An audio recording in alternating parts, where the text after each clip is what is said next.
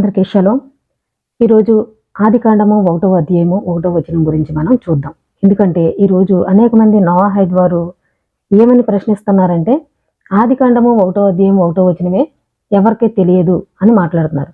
అయితే దీని గురించి తెలుగులో ఏముంది, హీబ్రూలో ఏముంది అనే విషయం గురించి ఇప్పుడు మనం చూద్దాం. ఆదికాండము 1వ అధ్యాయము 1వ వచనం.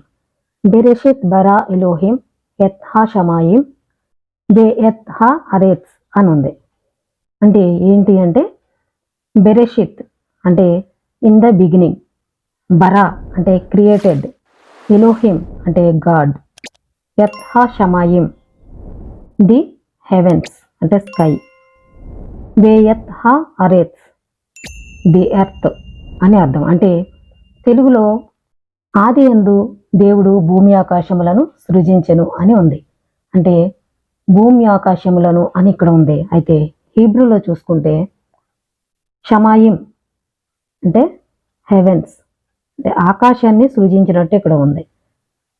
వి ఎత్ హా అరెత్స్ అంటే తర్వాత భూమిని సృజించినట్టు ఉంది.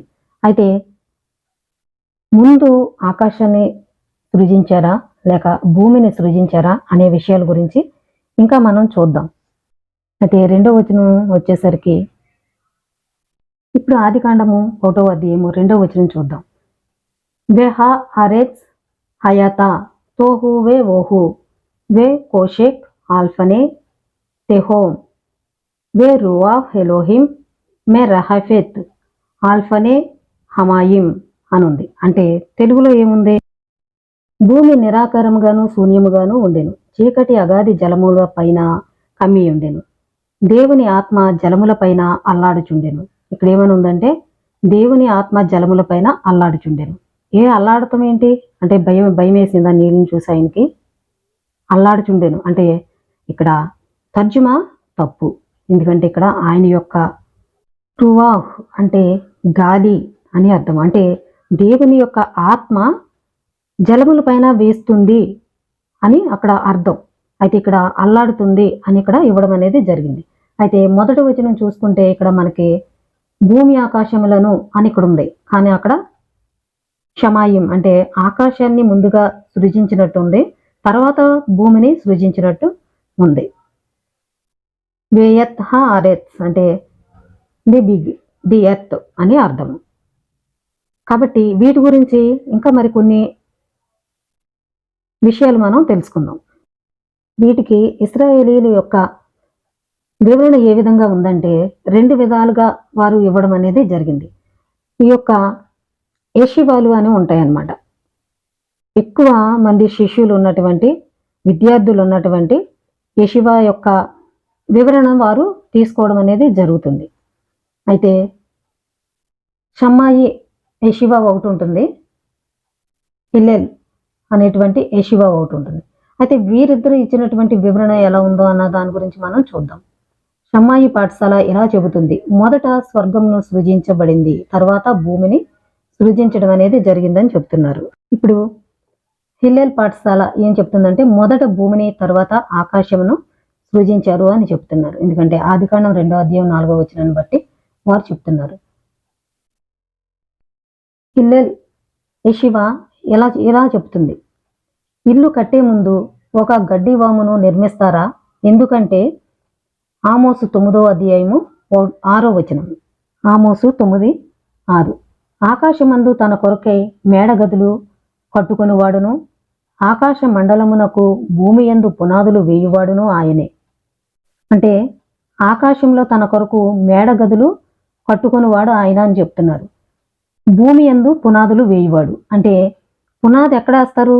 ముందు పునాది ఉంటేనే కదా పైన కట్టడానికి అవుతుంది. అలా కింద లేకుండా పైన కట్టడం అవ్వదు. కాబట్టి ముందు భూమిని తయారు చేశారు అని హిల్లెల్ పాఠశాల వారు చెప్పడం అనేది జరుగుతుంది. ఇక్కడ మళ్ళీ షమ్మాయి స్కూల్ ఇలా చెప్పింది: ఒకరు పాదపీఠం వేసి కుర్చీ వేస్తారా? ఎందుకంటే యెషయా 66వ అధ్యాయము 1వ వచనం. యెహోవా ఇలాగూ ఆజ్ఞ ఇచ్చుచున్నాడు: ఆకాశము నా సింహాసనము, భూమి నా పాదపీఠము, మీరు నా నిమిత్తము కట్టనుద్దేశించు ఇల్లు ఏ పాటిది? అంటే ఇక్కడ ఆకాశము నా సింహాసనము, భూమి నా పాదపీఠము అంటున్నాడు. అయితే షమ్మాయి యెషీవా వారు ఏమంటున్నారంటే, ముందు పాదపీఠం వేసి ఆ తర్వాత కుర్చీ వేస్తారా అని వీరు అడగడం అనేది జరుగుతుంది. అయితే ఇవన్నీ కాదు కానీ, అయితే మరికొందరు రబ్బీలు దీనికి వివరణ ఏ విధంగా ఇచ్చారంటే, యెషయా 48:13 నా హస్తము భూమి పునాది వేసెను, నా కుడి చెయ్యి ఆకాశ వైశాల్యమును వ్యాపింపచేసెను, నేను వాటిని పిలువగా ఒకటి తప్పకుండా అవన్నీయు నిలుచును. అంటే ఈ వచనాన్ని బట్టి మనం చూసుకుంటే భూమి ఆకాశము రెండు కూడా ఒకేసారి ఆయన సృజించినట్టు మనకి కనిపిస్తుంది. ఎందుకంటే నా హస్తము భూమి పునాది వేసెను, నా కుడి చెయ్యి ఆకాశ వైశాల్యములను వ్యాపింపజేసెను అని ఇక్కడ చెప్పడం అనేది జరుగుతుంది. కాబట్టి తెలుగులో అయితే మనకి భూమిని ముందుగా సృజించినట్టు మనకు కనిపిస్తుంది. అయితే హీబ్రూలో చూసుకుంటే హాషమాయిం అని ఆ యొక్క పదం ముందుంది. అంటే స్వర్గాన్ని ముందుగా సృజించినట్టు అక్కడ మనకి కనిపిస్తుంది. కాబట్టి ఇక్కడ యెషయా 48:13 చూసుకుంటే నా హస్తము భూమి పునాది వేసెను, నా కుడి చెయ్యి ఆకాశ వైశాల్యమును వ్యాపింపజేసెను అని ఇక్కడ చెప్పడం అనేది జరుగుతుంది. కాబట్టి ఒకే వివరణ తీసుకుని మనం ఎవరికి ఏమీ తెలియదు అనుకోవడం తప్పు. ఎందుకంటే చాలా లోతుగా పరిశీలించాల్సిన అవసరం ఉంది. ఒక్కొక్క వివరణ ఒక్కొక్క విధంగా ఉంది. కాబట్టి అన్నీ పరిశీలించి, ఇంకా మరీ ముఖ్యంగా మనం తీసుకోవాల్సింది ఏంటంటే, మనం తోరాని ఆధారంగా చేసుకోవాలి. కాబట్టి ఇవన్నీ చాలా జాగ్రత్తగా పరిశీలించాలి. అంటే బెరెషిత్ అంటే బెత్ అంటే రెండవ అక్షరంతో ప్రారంభించడం అనేది జరిగింది. అయితే భూమిని ఆకాశమును కూడా ఒకేసారి సృజించడం అనేది కూడా జరిగింది అని ఇక్కడ చెప్పడం జరుగుతుంది. సంధ్యా సమయంలో షబ్బాతు సందర్భంగా 10 విషయాలు సృష్టింపబడ్డాయి. అవి భూమి యొక్క నోరు, అది కోరాహును మృంగివేసింది. బావి, ఎడారిలో ఇశ్రాయేలీయులకు నీటిని అందించింది, మిరియాం బావి. గాడిద నోరు అంటే బిలాంకి అక్కడ బుద్ధి చెప్పడం అనేది జరిగింది. ఇంద్రధనస్సు, మన్నాగా షామీర్, పవిత్ర ఆలయంలో బలిపీఠపు రాళ్లను కత్తిరించింది.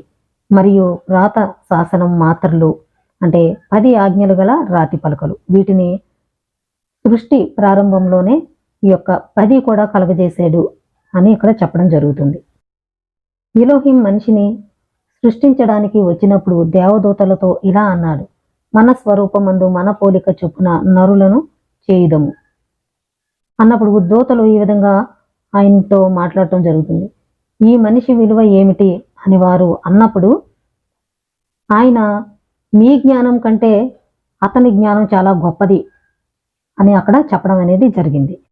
ఆదికాండము 2:19 ఎలోహిం ప్రతి భూజంతువును ప్రతి ఆకాశ పక్షిని నేల నుండి నిర్మించి ఆదాము వాటికి ఏ పేరు పెట్టునో చూచుటకు అతని యొద్దకు వాటిని రప్పించెను. జీవము గల ప్రతిదానికి ఆదాము ఏ పేరు పెట్టునో ఆ పేరు దానికి కలిగెను. అప్పుడు ఆదాము సమస్త పశువులకును ఆకాశ పక్షులకును సమస్త భూజంతువులకును పేర్లు పెట్టెను. అయినను ఆదామునకు సాటి అయిన సహాయం అతనికి లేకపోయెను.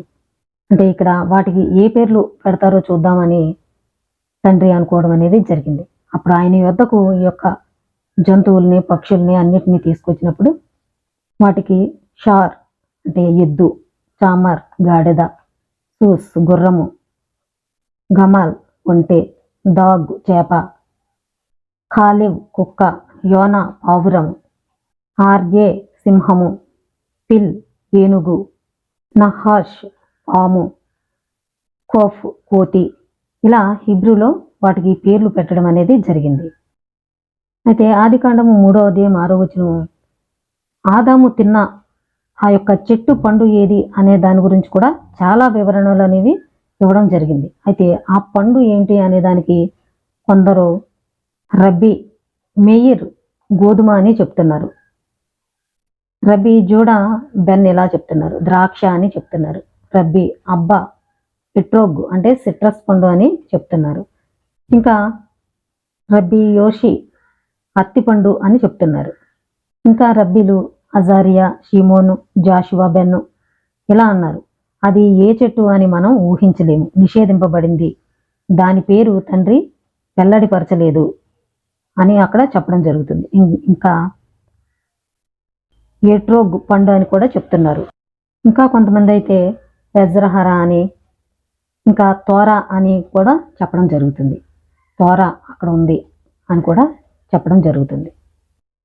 కాబట్టి మన తెలుగులో ఎన్నో తర్జుమా లోపాలు చాలా ఉన్నాయి. వాటన్నిటిని కూడా మనం సరి చేసుకోవాల్సిన అవసరం ఉంది. ఇప్పుడు ఆదికాండం 1వ అధ్యాయం 2వ వచనం చూసుకుంటే, వెహా ఆరెత్స్ హయాతా తుహువా ఓహు వేషక్ ఆల్ఫెనే తెహోమ్ వే రువాక్ ఇలోహిం మే రహెఫెత్ ఆల్ఫనే హమాయిం అని ఉంది ఇక్కడ. అంటే దీనికి అర్థం ఏంటి? వెహా ఆరెత్స్ అండ్ ది ఎర్త్, హయాతా వాజ్, తోహువా ఓహు షాస్ అంటే గందరగోళము, వెహో షెక్ అండ్ డార్క్నెస్, ఆల్ఫెనే ఓవర్, తెహోమ్ అబీస్ అంటే అగాధము, వే రువాక్ ఎలోహిం and the spirit of God, మే రహెఫెత్ ఈజ్ హోవరింగ్ అంటే వీస్తుంది లేక ఎగురుతుంది అని అర్థం, అంతేకాని అల్లాడుతుంది అని కాదు. ఆల్ఫనే హమాయిం ఓవర్ ది వాటర్ అంటే తెలుగులో చూసుకుంటే 1వ అధ్యాయము 2వ వచనం, భూమి నిరాకారంగాను శూన్యముగాను ఉండెను, చీకటి అగాధ జలము పైన కమ్మి ఉండెను, దేవుని ఆత్మ జలముల పైన అల్లాడుచుండెను అని ఉంది. అయితే భూమిని అప్పుడు సృష్టి అనేది చేయలేదు, భూమిని ఆకాశాన్ని. అయితే అప్పటికే ఉన్నదాన్ని రీక్రియేషన్ చేయడం అనేది జరిగింది. అంటే తోహువా ఓహు అంటే చస్ అంటే గందరగోళంగా ఉంది, దాన్ని వేరు చేయడం అనేది జరిగింది. ఆ యొక్క నీటి మీద ఆయన యొక్క ఆత్మ వీస్తుంది అని అర్థం. భూమిని ఆకాశాన్ని కూడా వేరు చేయడం అనేది జరిగింది అక్కడ. అప్పటికప్పుడే భూమిని సృష్టించి ఆకాశాన్ని సృష్టించడం కాదు, రీక్రియేషన్ అనేది చేశారు. కాబట్టి ముందా వెనక అనేది చూసుకుంటే హీబ్రూలో చూసుకుంటే షమాయిం అని ఉంది ముందు, అంటే ఆకాశాన్ని స్వర్గాన్ని సృజించినట్టు. తెలుగులో చూసుకుంటే భూమి అనే పదం ముందు ఉంది. కాబట్టి ఇవన్నీ పరిశీలించాలి. ఎందుకంటే నేను ఇశ్రాయేలీలకు వ్యతిరేకం కాదు, ఎందుకంటే దానిలో రైట్ చెప్పేవాళ్ళు కొందరు ఉన్నారు, రాంగ్గా చెప్పేవారు కూడా ఉన్నారు. కాబట్టి దాన్ని మనం పరిశీలించాలి. ఈరోజు అనేక మంది తాల్ముద్ అంటున్నారు. తాల్ముద్లో ఎన్ని రకాలు ఉన్నాయి, ఎవరు రాశారు, ఎప్పుడు రాశారు, అది ఓరల్ తోరాలో ఉందా ఏంటి, ఏ రబ్బీ రాశారు అనేది కూడా తెలియకుండా ఈరోజు ఈ నోవాహైడు అనేకుల్ని తప్పు మార్గంలో పట్టిస్తున్నారు. కాబట్టి మనం వివరణ అనేది చూసుకోవాలి, కానీ ముఖ్యంగా మనం బైబిల్ని తీసుకోవాలి, దాంట్లో ఉందా లేదా అన్నది పరిశీలన చేయాలి. కాబట్టి ఇవన్నీ పరిశీలించి తెలుసుకోండి. ఇలాంటి మరిన్ని విషయాలు తెలుసుకోవాలనుకుంటే నా ఛానల్ని సబ్స్క్రైబ్ చేయండి. షలోమ్.